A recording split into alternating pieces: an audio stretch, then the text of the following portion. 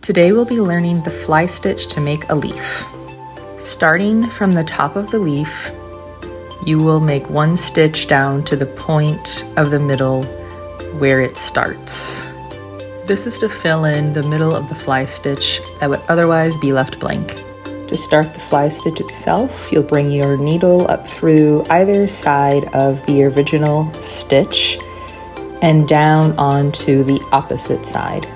Don't pull it all the way through. We're going to leave a loop. Now poke your needle up through the base of the first stitch to catch the loop of the thread. Pull down until it's taut, and then anchor the loop with the stitch on the other side, following the line. You'll repeat this all the way down the leaf, using the fly stitch until it's completely covered.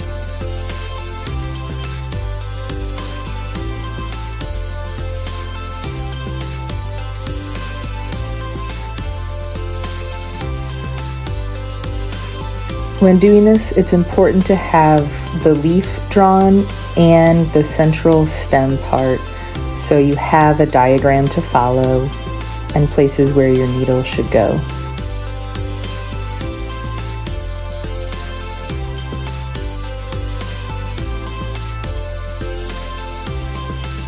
As you stitch the fly stitch, it will naturally get wider as you work your way down the broader parts of the leaf.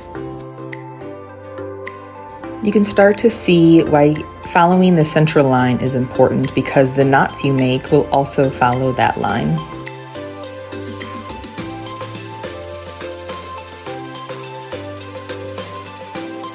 And there you have it. That is your fly stitch leaf.